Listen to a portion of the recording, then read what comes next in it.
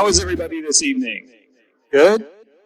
Well, my name is Alan Branhagen. I'm Director of Operations here at the Minnesota Landscape Arboretum. So I'm in charge of the horticulture, the plant curation. You know, we're a living museum, so we keep track of all the plant records, the facilities, and also IT.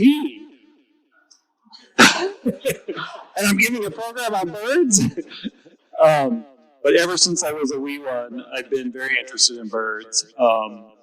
I think the first bird I remember, I was probably 3 years old, and it was the dark-eyed, now called dark-eyed, used to be called slate-colored junco. A lot of us call them snowbirds. That's the first bird I remember. And at age 8, I went on my first Christmas bird count. If you know what those are, Audubon Society sponsors those to count all the birds in a 15-mile diameter circle at a given location year after year to track bird records.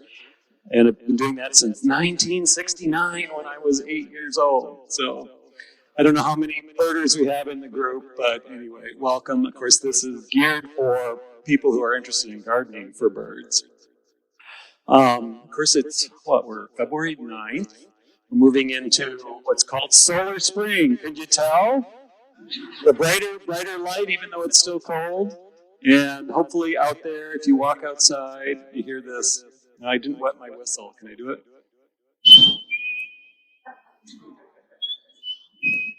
You know what that is out there? The little Phoebe call? The chickadees. Yeah, the chickadees starting their pair bonding calls. And also already the cardinals are starting to sing. I don't think I'm warmed up enough to do a cardinal call right now, sorry. And even there, they change their call through the season. So, but yeah, I have been hearing the cardinals. Actually, they started really early this year, but it's really nice. But anyway, we're here to talk about birdscaping. We're gardening with the most bird-friendly native plants for the most part. And of course, even as a small one, I mean, the birds I really liked as a kid were all the bright, colorful ones. And I like this quote from Aldo Leopold: "Our ability to perceive quality in nature begins as in art with the pretty. It expands through successive stages of the beautiful to values yet uncaptured by language." What he meant by that is a lot of, we love things. I mean, cardinals get people's attention, and the Baltimore Oriole in orange, the American goldfinch in yellow, and the indigo bunting in blue, all very common birds here in the summertime.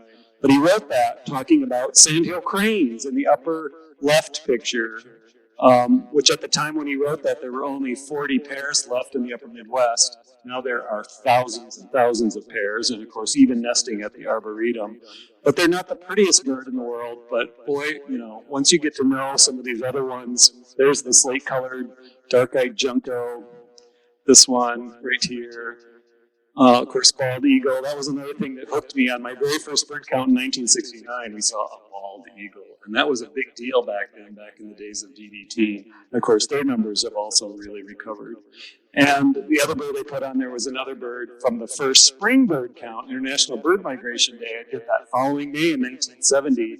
I'll never forget seeing the blue-winged teal. Had to take my dad out to the pond where we saw that afterwards and show him the blue-winged teals. And how many of you start with the pretty ones, right? And now it's funny, I like I love sandhill cranes, and I love things like chimney swifts, if you know what those are. But anyway, starting out with, if you're designing a landscape or a garden for birds, these are some things you need to consider. You actually want a nice diversity of plants. Think about where you are, because if you're in an urban context, you're going to get different birds than if you're in a rural context. I live in suburban Chaska, but my backyard is forested and part of a woodland corridor, so I get lots of wonderful woodland birds. I've actually had, now I'm up to 134 species in my yard in 6 years. But when I talk about that plant diversity, it's that right side there. Try to have the whole structure of trees from shade trees to herbaceous plants. And I know I only have half an hour. I better pick this up. But, here's a good example of a friend of mine's home. Having shade trees and evergreens. This is evergreen redcedar. Other shrubs, herbaceous plants, and so on. Having that whole structure really creates the best habitat for birds. And of course, you have to think about nest sites. And actually, there's been research on what are some of the top nesting plants. And smaller trees like apples and crab apples are very, very popular nesting sites, as well as most of our native shrubs. And that picture of an indigo bunting nest on the right there is in one of our native dogwoods. Here at Crabapple, you can see the nest of the eastern kingbird. You can barely see, but that's right there.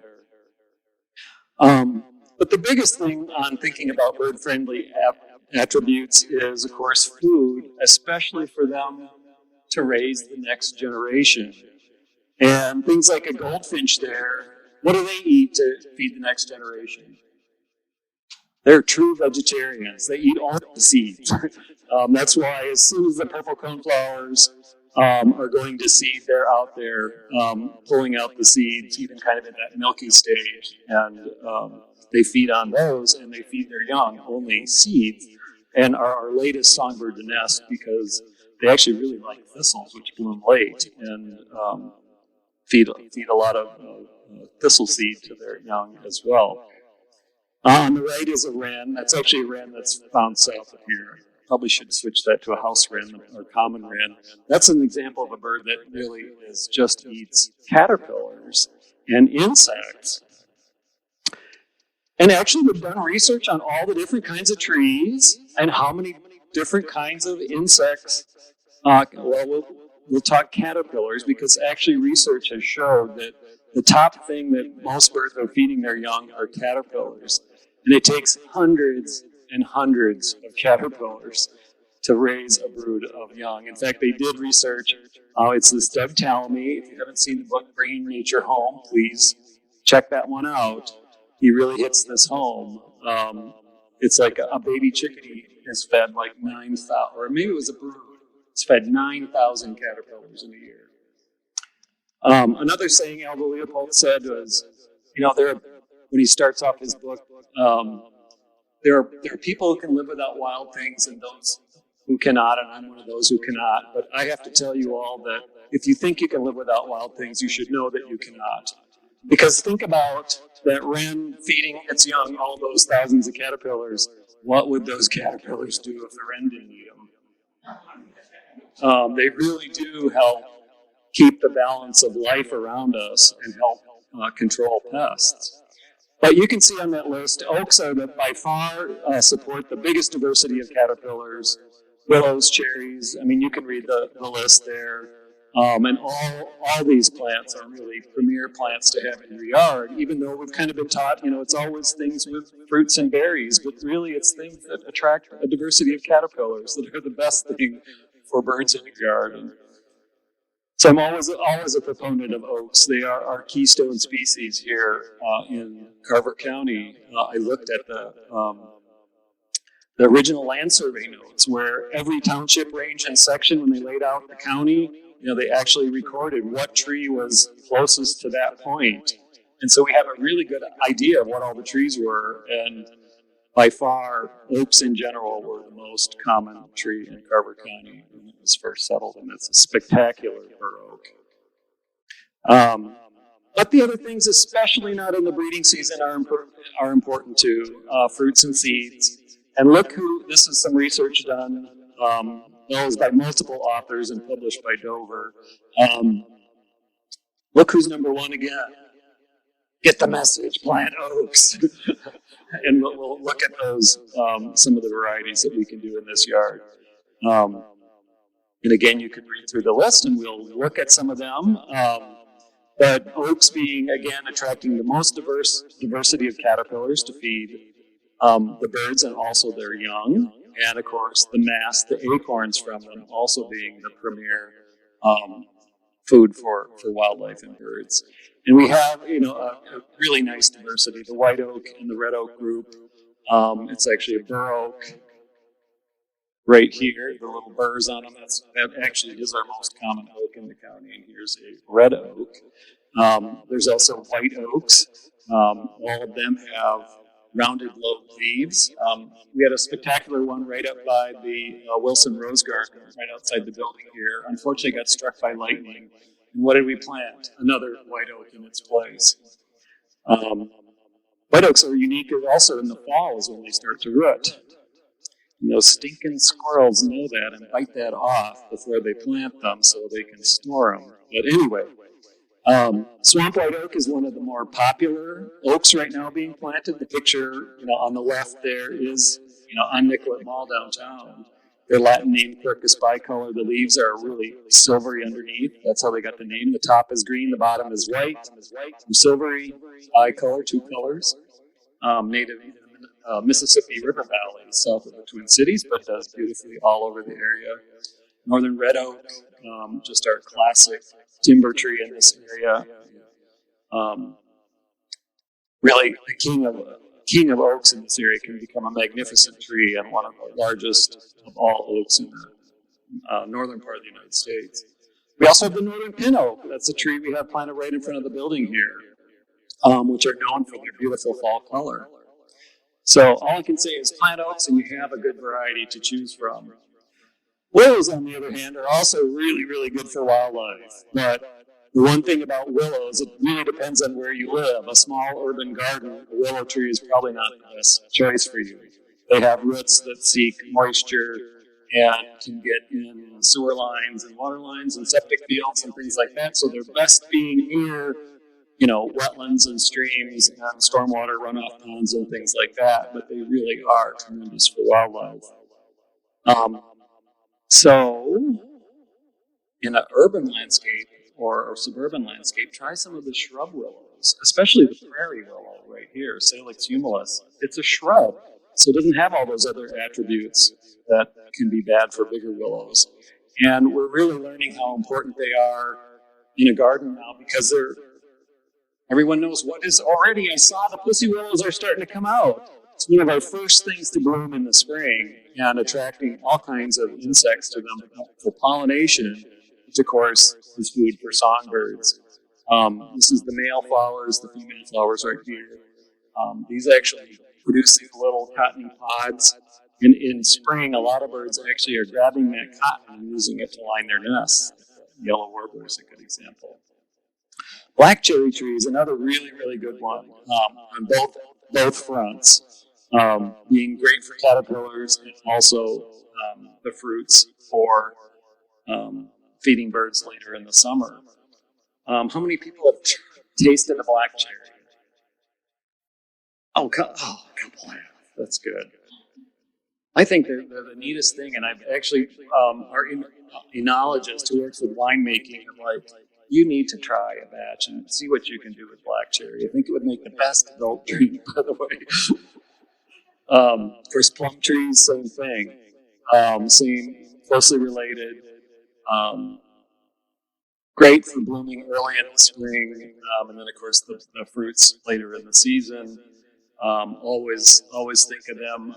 The farm my grandparents lived on, going out to the farm. They grew along the hedgerows then, and when they have really nice fragrance. I just think of my grandmother and the wonderful plum apple jelly she used to make and that kind of thing. But try to plant some wild plums. And even the eastern red cedar, which maybe has kind of a bad rap, but is really a great evergreen for this area. And in fact, the only native evergreen to Carver County was eastern red cedar.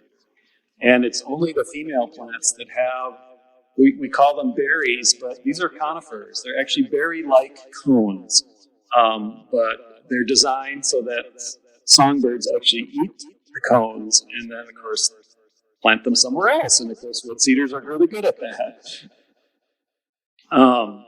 Dogwoods.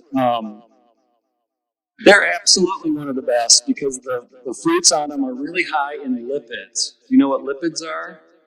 Fats. And of course, they ripen right as migration really starts later in the season. And to me, the white berries on those red stems on some of these dogwoods is just inviting songbirds to come and gobble them up. Of course, the plant gets planted in a new location that way, but I actually have by some of my dogwoods set up a chair in the fall by the fruit and watch all the different songbirds come to feast on them. Better than a bird feeder. And of course, we have many, many, many kinds. The red twig dogwood on the left, we always grow that for its red stems, looking beautiful now, but in summer, it's one of our best. It actually can have almost 3 rounds of flowers and fruits in 1 year. Silky dogwood, if you like the blueberries, so beautiful. But again, they're quickly devoured by birds. Things like blackberries and wild grapes. You may complain about things like that, but as being kind of aggressive, and grapes can cover trees if you let them, but they are so good for both attracting caterpillars and, of course, their fruits for birds that it makes them worthwhile. I wouldn't be without either. Though again, in a real traditional landscape, they're kind of tough to work with.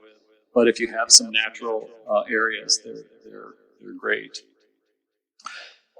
And then you like to think about berries through the season. All our native fruit trees, they don't all fruit at once. And one of the first ones in the season are the service berries to ripen. And one of the last are the sumacs. They still have a lot of fruit on them now, and actually kind of act as emergency food for late winter here for birds. And here's pictures. I think everyone is pretty familiar with service berries. They're also edible for us and make great preserves, or just feast on them right off the tree. But really good for a lot of birds have just fledged when they're ripe, and it's a good source of food for them. And then there's the sumac, which holds its fruit very, very late into the season.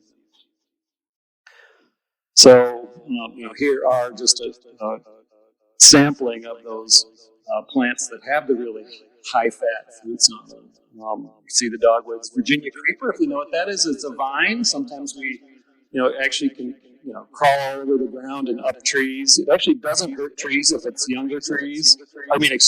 More mature trees where it can't smother them. But really are a great ground cover. And yes, look what I put on as the last one. If you can have a place for it, a natural area for it, actually poison ivy has really, really fat-rich berries that songbirds love, and of course they're immune to it. But it's a plant. I do get poison ivy, but in the back part of my woods, of course, I leave the plants for the birds. And here's some more pictures of, gray dogwood and red twig dogwood. The arrowwood viburnum is one of the best. In late August is when it ripens, and there's pagoda dogwood. And just vines in general. Here I talked about grapes, poison ivy, and creepers, and American bittersweet. And, for covering an arbor, that's in our garden for wildlife. What a nice shady respite a group of grapes can create. And also, the varieties of grapes that the university has introduced, which are good for us to eat, are also great for birds. And luckily, all the caterpillars that feed on our native grapes also feed on our hybrid grapes, which is kind of interesting. That's not always the case, but it is for us. Our Marquette grape, if you know that one, is actually this is an F1 hybrid of our native riverbank grape. And who has smelled grapes when they bloom? Oh. To me, that's when I notice them. In late spring, the perfume, the flowers don't look like much, but boy, do they pack a punch of fragrance. So put that on your bucket list to see this year. American bittersweet, the native one only, holds its color so well, one of the brightest things in the landscape right now. And of course, things like bluebirds and robins and so on will feed on those. Of course, the challenge with bittersweet is it's dioecious. It's either male or female, and only the female plants get the fruit.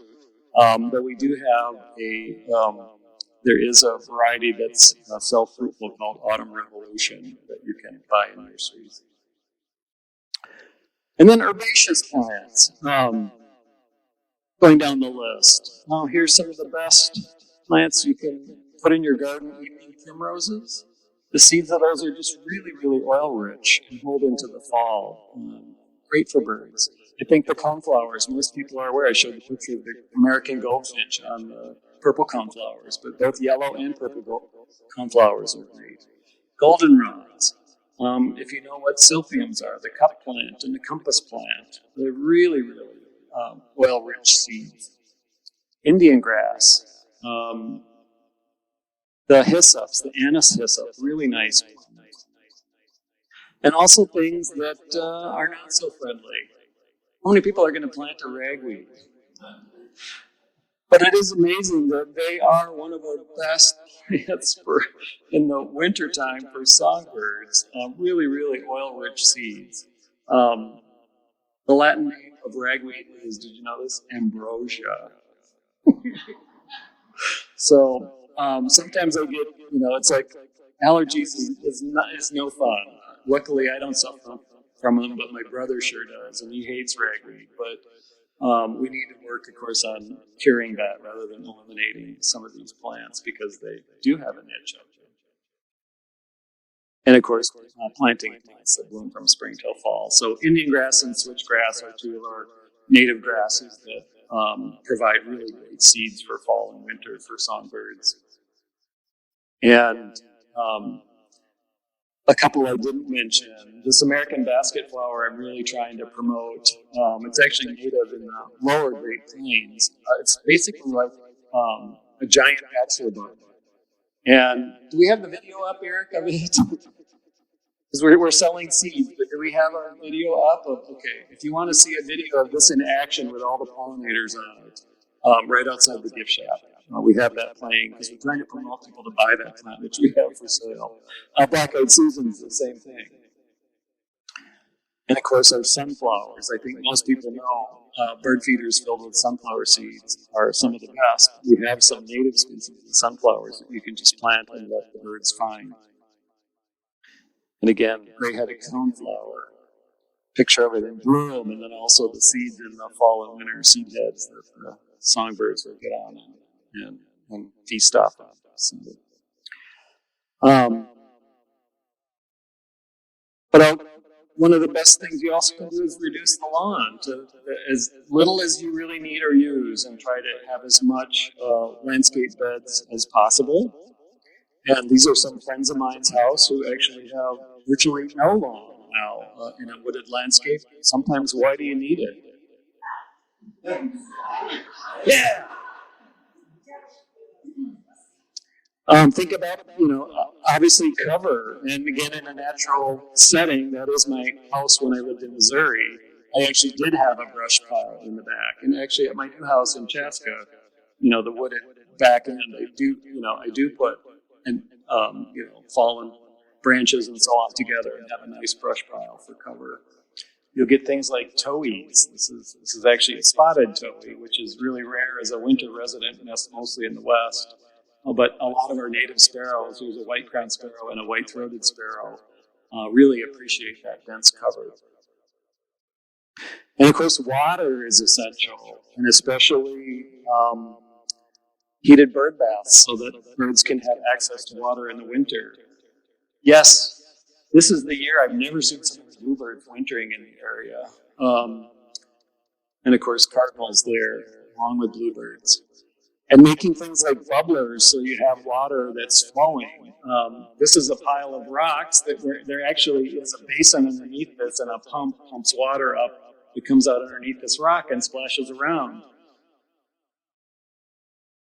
There's actually 5 different birds on this picture. Can you see them? A black and white warbler. This is in my backyard. A black-throated green warbler. These aren't coming back clear. You can kind of see the stripes. That's an ovenbird. Here's an immature indigo bunting. And then there's 2 Nashville warblers. It's like, they're so cryptic. One right there. Here's the other one. And one right there. They're kind of greenish on their backs, but yellow on their tummies. But it is amazing what birds will fall out of the sky for water, especially. This was in late summer and fall migration when they're really thirsty. There's a whole stream garden I created in my backyard. If you can do something like this, again, dug a basin. There's a little water pipe buried that lets the water flow through that area. Birds love stuff like that. But let me tell you, if you plant and again in a half an hour, I have to rush through these things and refer back to your book. But if you plant these things, they will come. And, cedar waxwings are called cedar waxwings because their favorite food are red cedar berry-like cones. Orchard oriole, rose-breasted grosbeak, hummingbirds. So just remember these. Plant mostly native plants. Be careful on pesticides. Remember on those impacts. If you have cats, please keep them indoors. And do whatever you can to also prevent bird strikes on your windows. We do have those little UV reflector pieces that you can stick on from the inside, and those really do help. There is nothing perfect, but everything we do to save a bird to complete its migration or its life, we think really adds to our existence. So anyway, that's my quick birdscaping program. I do have some time for questions, but I'm so glad you came out. Yes. I was wondering if the birds speak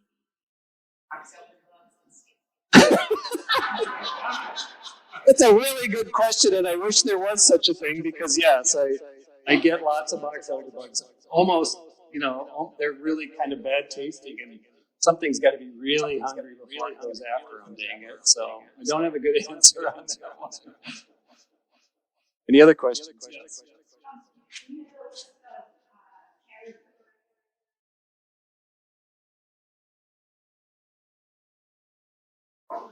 No, it was high on that list, and I forgot to transfer the numbers. So sorry about that. It was in ranking. Pines actually are very high. I actually have quite a few species. Yes.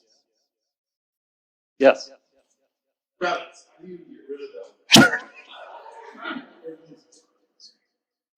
Don't even get me started this year. That because of the heavy snow, my rabbit fencing they just went over, and I have the worst April I've ever had.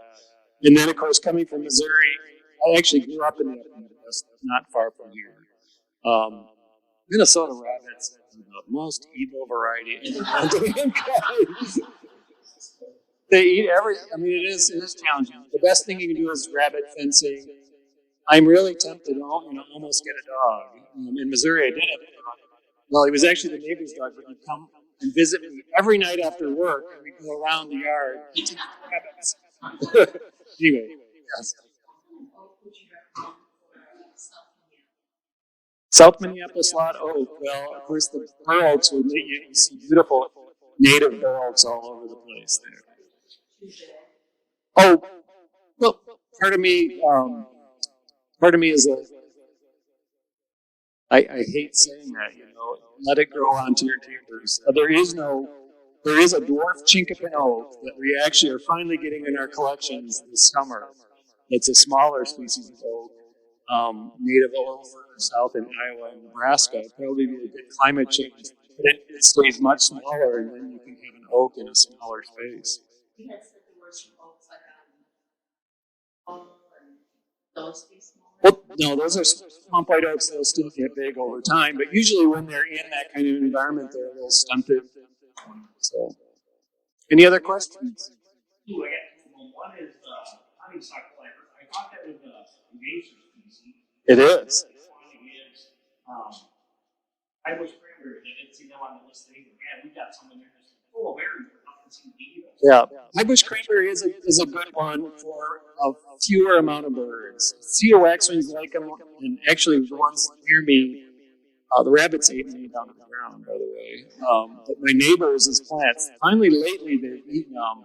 They're good, but they're not as high as the ones I showed. Did they nest in them? Yeah. Yeah, they're a good nest plant. And your comment about honeysuckle is a terrible, besides being invasive, it's also a nest trap for birds. In other words, they're really sticky, stout, dense plants that actually leaf out earlier than native plants.